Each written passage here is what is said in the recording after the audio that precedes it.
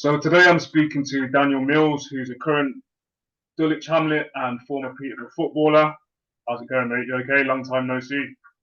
Yeah, really pleased to be here, man. It's been a very long time, so yeah, really pleased to be catching up. Good stuff. I think the last time we seen each other was what, Tamworth, 2012. Yeah, would have been about 11 years ago now. Yeah, December 2012 is when I went back to Peterborough. So yeah, been a while, been a while. Crazy, crazy. And obviously between then and now, a lot's happened. So talk to me, how's things? How's life for you? Yeah, I mean, really busy, really busy. I'm a lot older than the last time that we obviously spoke, and when we played with each other. But yeah, it's been a good period, been a good time.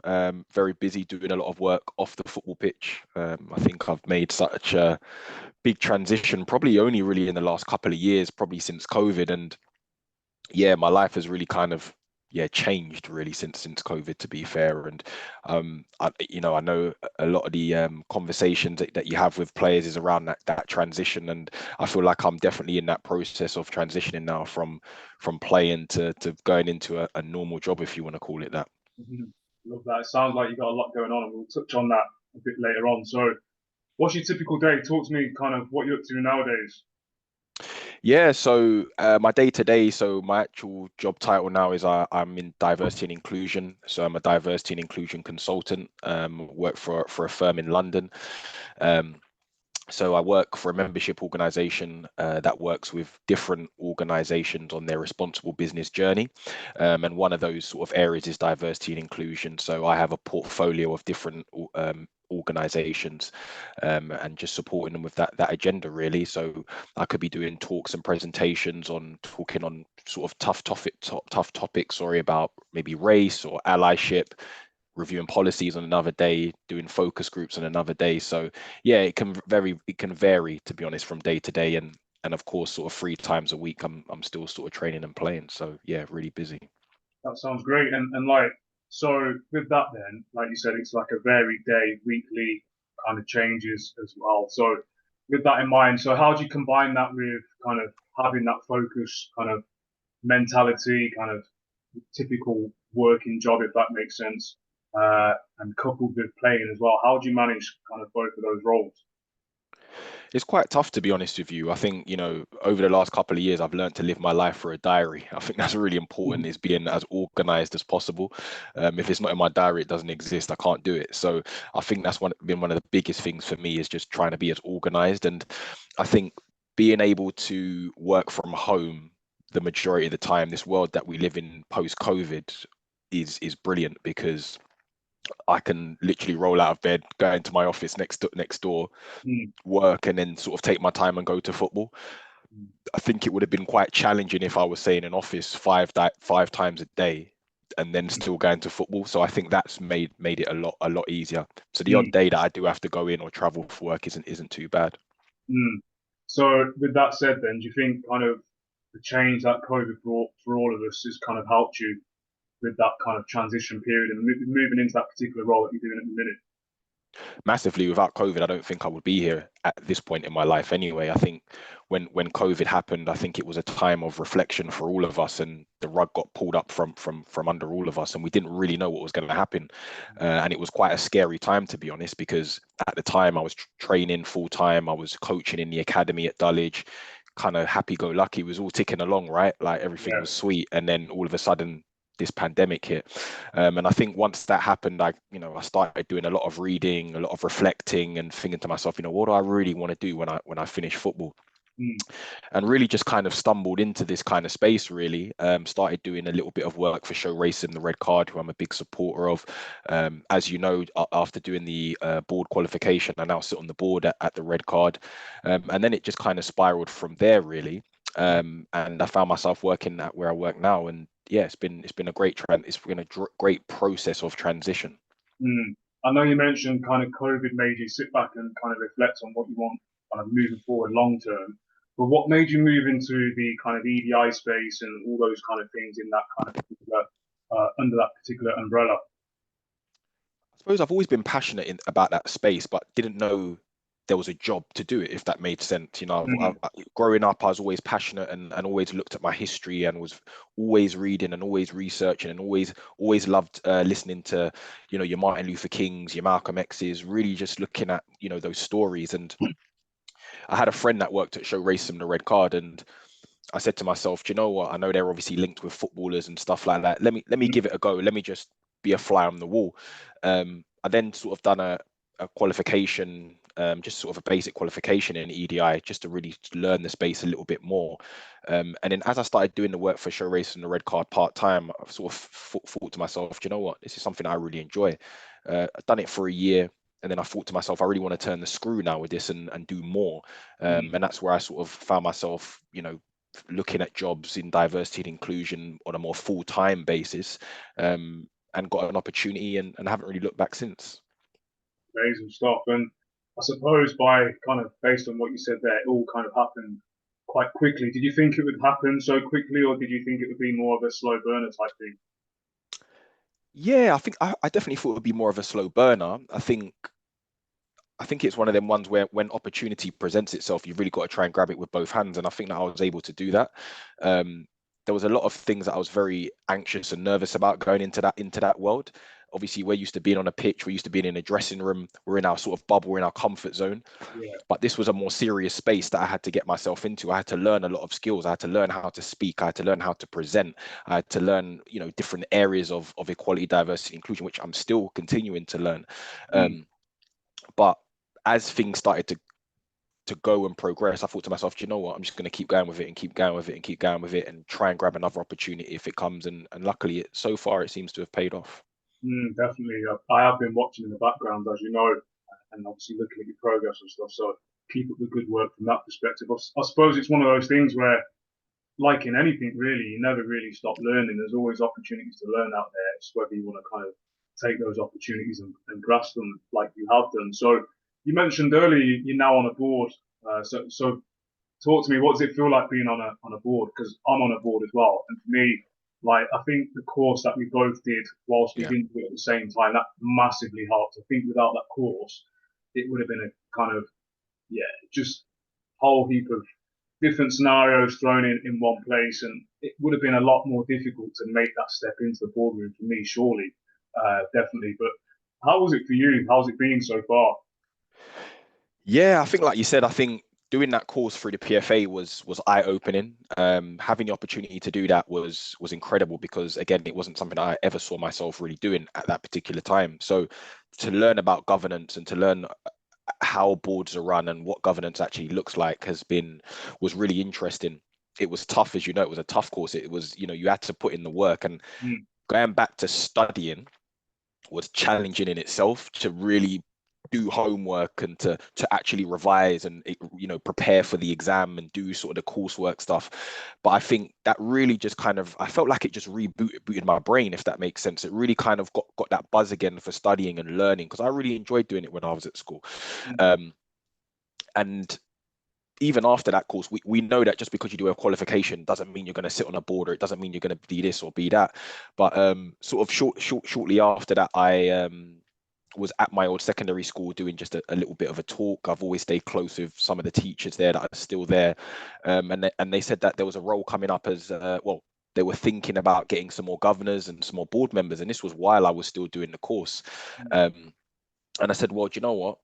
I'll throw my name in the hat and see what it's about. So I managed to be accepted on the board at my old secondary school, and that was really my first experience of being on a board. And it was like, whoa, right, this has actually happened now. Now I've got to start putting these things into practice. I've got to start looking at my the governance book and you know Yeah, what Carl's teaching us and all this kind of stuff. And I've really enjoyed it. And then probably about 4 or 5 months ago, Show Race and the Red Card put out an application for some more trustees or non-executive directors, and went through the interview process and was accepted on the board there. So mm, you know, in the space of a year, 18 months to now be sitting on two boards is incredible, and learning the governance role and learning how the board interacts with each other, and my role on that has been really eye-opening.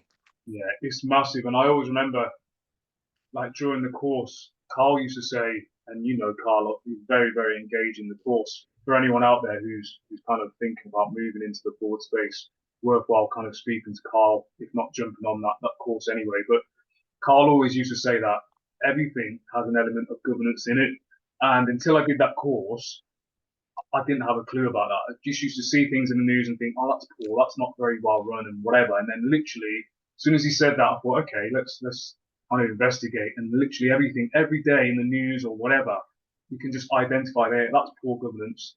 That's happened as a result of something not working quite right at the top, and it's filtered down into everyone else underneath that kind of the top tier of that particular company or organization. So yeah, it's for me, I always, and when I was playing, I always thought, if I'm going to do a course or something of that nature, it needs to be something that I'm passionate about, that's going to potentially lead to something afterwards.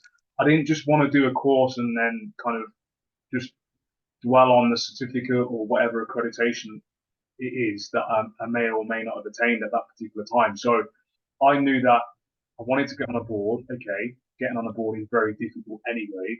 So what can I do to enhance my chances of getting on the board? And obviously then I did the course knowing that when I did apply for applications, once I put that on there, and with it being an accredited course as well, it's always going to heighten your chance of obviously getting accepted, assuming you did the same thing. Yeah, 100%. And it was only when I spoke to the head teacher at the school, I said, I'm actually currently doing a governance qualification, really enjoying it, learning about it. And that's when he said to me, well, we're actually looking for a new board member at the moment, and it would be interesting to speak to you further about it. So the course definitely opened doors for me. And I think that without the course, I would have been lost because I think even with the course, you're lost. That's the thing, because it's like you got the theory, but when you're actually in the arena, for want of a better phrase, it's like, okay, right, this is real. This is newer than what I don't know anything here, because you need to learn about the organization. You need to know what the strengths and the weaknesses are. What are the challenges?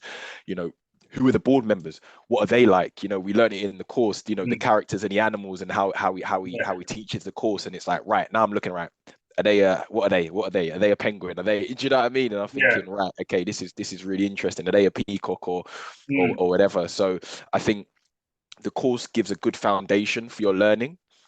But even when you do go into the space for the first time, it's still quite mind-blowing when you go into it. Yeah, 100%. Yeah, definitely. I second that. In terms of help, because I know you mentioned obviously you went on the course and that was via the PFA, which is great. And you mentioned obviously you had links to your like secondary school and things like that. So with that in mind, did you get any help from any former teammates or ex-managers that you've come across while playing football, or family members that may have helped you kind of steer you in that kind of the direction that you've gone into at the minute?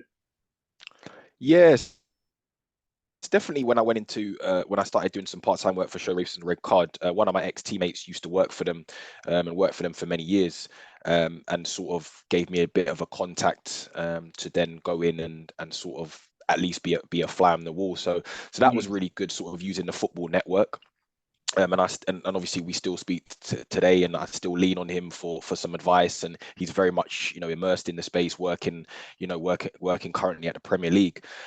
So yeah, it was really good to have that support and really learning his journey as well. So yeah, really good to use that network. I think when you play the game, we know that you come across hundreds and hundreds and hundreds of players over the years. You're not going to be mates with all of them. You probably be mates with a handful of them, but the ones that you are mates with, hopefully you'll be able to lean on them. If you're lucky enough to be pros like ourselves, the PFA is a great avenue where you can get that sort of support as well. Yeah, 100%. And it's one thing that I always kind of speak about, and something that I never really did as a player. Like you said there, you're at your club, but you don't realise that there's the accounts department, there's the kind of the people that make the food, and there's all different kind of fraternities within a football team or football club, and you can actually reach out to these people, and naturally they will open up more to you because there's a common ground naturally there. They see you more or less every day. But when I was playing, it was a case of you just go and play, and that's it. I didn't really speak to any of the accountants or people in that space or anything like that. So I would advise anyone in any particular sport, just utilize your network that is naturally there already. Because sometimes you don't realize how far or how far a reach you've got with regards to your network. Yeah, definitely. The network's everything, to be quite honest with you. Without the network, I wouldn't be where I am now and be able to be in the spaces that I'm in now. And I think as players, when you're in it, it's seen as busy, right? It's seen as busy and things Yeah. like that. But really, I think every player is going to get to the stage where they're going to have to think about it. Unless you've played at the highest level, and even then at the highest level, you've still got a lot of living to do after you retire, and you need to Yeah. get yourself into something. And I think that when players start to get to your 30s, 31s, 32s, that question mark starts coming into their head, Mm, especially those players that haven't made life-changing money, which is the majority of players, if we're being very honest with you. mm, So I think when you're in it, while you're earning your living playing, that's the time to be doing the courses where you feel that you're going to have some impact and you can go into something. Or mm. as we know as players, if you're training full time, you have a lot of time on your hands. You could be doing some work experience, going in for a day at an organization to find out what it's like. Yeah, All important stuff, I think, to be doing. 100%. And what transferable skills do you think you've taken from football into the different kind of avenues that you're looking to pursue at the minute? It's really interesting because I speak about this a lot with my current colleagues, and obviously as players we come from a completely different world. We live in our own bubble, and one of the things that I think I've learned is our definition of pressure is very different to the normal working world. Mm, And I think that because we've been used to being in highly charged environments with high pressure, I feel like resilience is such a big transferable skills, mm, because my version or our version of pressure is you're losing 1-0 at half time, manager's coming in, he's bollocking you have to win, otherwise you're going to get dropped for the next game, or you could get relegated, or you're not going to get in the playoffs. mm. Whereas maybe someone at work, they might have a project that might be due in a couple of weeks, and they're so nervous and they feel really pressured. And I don't think that's pressure. That's not my version of pressure. Do you know what I Yeah. mean? So I think that resilience and being able to work under whatever your version of pressure is a massive transferable skills. The obvious, like being able to work in a team, being able to communicate, being able to work with different people, because Mm, we know in football that it's a conveyor belt of players. So being able to adapt and change and speak that different languages in terms of how you're communicating with people is definitely a transferable skill as well. mm. Yeah, 100% agree with that one. What about retirement? So I always draw on kind of when I was in my 20s or whatever, and whenever someone brought up the word retirement, it was always more or less seen as a bit of a negative. People used to kind of detract from discussing what their plans were moving forward. They didn't really want to think about it. And I can understand why, especially if you're a young player as well. You're not really thinking about, oh, well, in 15 years, what am I going to be doing? You want to be kind of focusing on, or you're normally focusing on getting into the first team or getting into the reserves or whatever it is. So do you think, with that in mind, do you think retirement should be approached in a different way from an athlete perspective? I think retirement should be on a part of the conversation from day one, to be Mm, quite honest with you. And I think it should be a part of that development going forward. So I think that if you're a player coming through an academy, for an example, and you're going through that pathway, that constant conversation of after football needs to be happening, and that preparation. So whether it's doing the qualifications, doing a degree, or even doing that work experience, I think it needs to be a part of the agenda always. And even if those seeds are dropped into the academy, into the 18s, going up into the 23s, by the time you're in the first team, you should already sort of have some sort of a mindset where you're thinking, right, I need to have an idea of what I'm going to do after playing. Now, when you're playing, we know that's your sole focus. And so it should be, that's your sole focus, should be playing. But I think in the back of your mind, in the back of your head, there still should be a conversation going around, okay, what am I going to do after? And like we said, you've got so much time as a player. So there's yeah. so much time to develop. There's so much time to read. There's so much time to do things. And I think players need to utilize that time better. Mm, yeah, definitely. And like, obviously, so with your career, you played for like, quite a lot of teams, and kind of in the lower tier of professional football, so to speak. Now, whilst that is still a very, very, very good level to play at and very, very difficult to sustain as well, some people don't kind of realize how hard it is to sustain a kind of level of consistency at that level. Do you think those players who have been around a long time, like yourself, at that level, are more kind of receptive to thinking about life after football, or is it just the same kind of across the board? What have you experienced? It's a good question. I mean, I say I've probably played the predominantly in the National League and the National League South, Mm, and two leagues that are kind of very much on the periphery of professional football. So you've got National League, which is a professional league, football, full time, unbelievable level of football now. You've got yeah. the National League South now, where the quality is filtering down. You've got teams like Yeovil in that league, Torquay. You've got some big clubs at that level. I Mm, think it depends on what stage of players' careers they're at, but I think certainly that the younger players, I think they're really focused on the game. For years and years and years, I've told younger players, if you're and all players really, if you're playing part-time football, you need to be doing something after that. You need to be working part-time, or you need to be, either in the gym or really just working on yourself. And there's a lot mm, of players that don't do anything. There's players that I play with now who are probably a similar age to me, or not too much younger than me, that are not really working, and try to give them that advice of, speaking to the PFA if they have been a pro, looking at qualifications, looking at doing some kind of work experience. So I mm, think, to be quite honest, I think it's fairly similar. I think mm, it just depends on what path you've taken. So if you're a player that was maybe predominantly in the non-league game, you probably have worked the majority of your life alongside playing. I yeah. think if you're coming on the other end of the spectrum, where you've maybe played full time a lot of the time, I think that transition is quite hard for players, which was what Sure. I found. And you touched on it a second ago about kind of your teammates, and you kind of tried to get in their heads and say, look, you need to be doing something in your spare time, which is great. I was going to say, like, what? So, based on your current teammates at Dulwich Hamlet, so Yeah. they must look at you, and I'm just assuming here. Right, it's probably better off me asking the question. So, do they look at you and think, Danny's playing well? He's playing like week in, week out. He's banging in the goals, but also away from football, he's doing all these other things, and he's really successful in those things and those areas as well. Does that kind of, do they look at that and think, I want to get involved in something like that? Maybe not in the boardroom space or Yeah. whatever, but like maybe doing some type of educational work or whatever it is in the working world. Do they look at you and think, okay, well, that's someone to maybe look up to or admire, or maybe just kind of copy, so to speak? Think so, yeah. I was actually speaking to a player on the weekend about this. Older player said he's not working, but really wants to get into something. He's sort of at that point now in his life where Hmm. football, okay, it's not going to retire us. No one's making life-changing money here.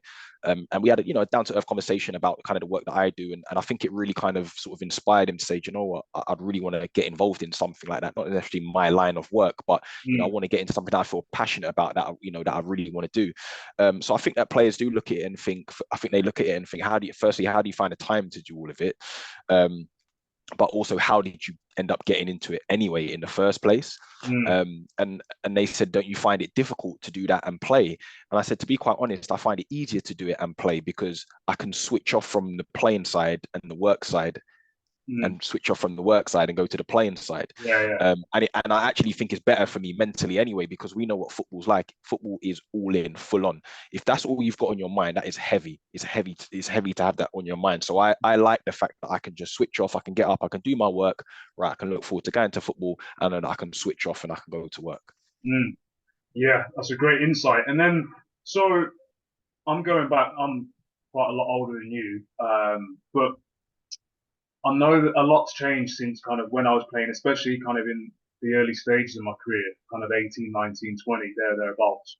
Um, there's a lot more kind of information out there for athletes who are thinking about kind of transitioning and things around that kind of area and that arena, essentially.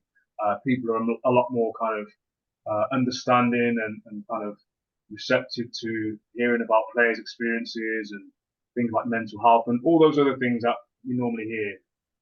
But do you think, with that in mind, do you think more help's needed for athletes when it comes to kind of transitioning from sport to another career? And I'm talking about all athletes, whether you're top tier and have been there from Mm. day one, all the way down to kind of part-time, lower leagues, or whatever it is in your particular sports field.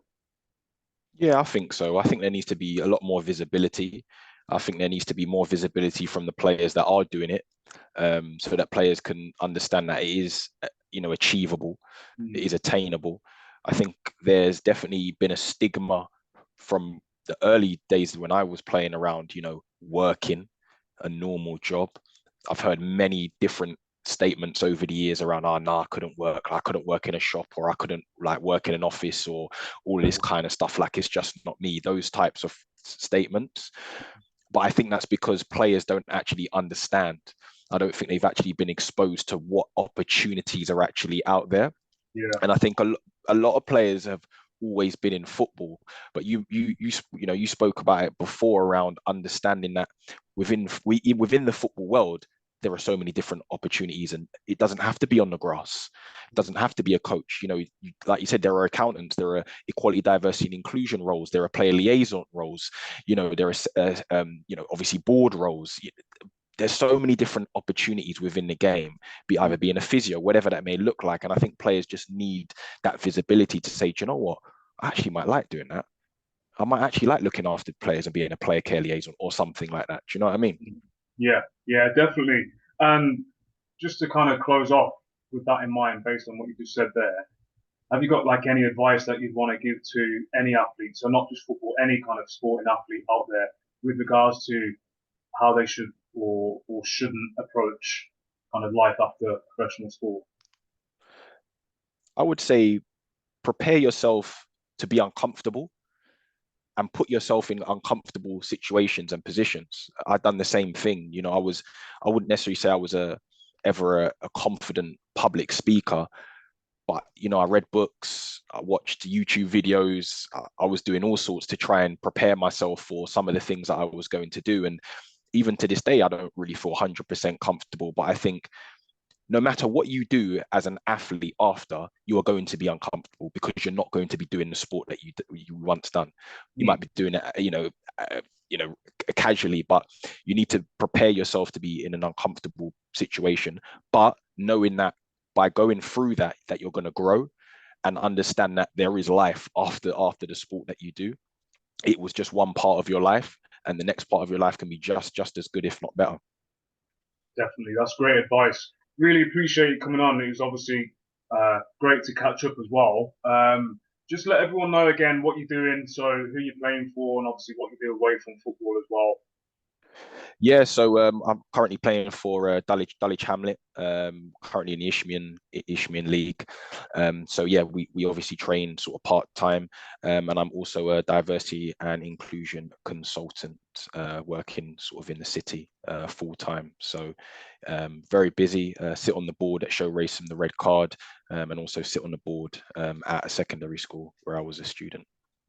Awesome. And just let everyone know if we can find you on the socials. If so, where? Yeah, so yeah, I'm on Instagram. I don't really really use it that much, but yeah, I suppose LinkedIn is probably where I use it more. So yeah, LinkedIn is where I kind of post all my kind of working stuff and things like that. So yeah, can find me on there and keep up to date with some of the work that I'm doing. Love that. Millsy, we'll catch up soon. Again, really appreciate your time. Keep up the good work, and obviously I'll be keeping an eye on you as well. All the best, mate. Cheers. Thanks, Dan. See you later. See ya. Cheers.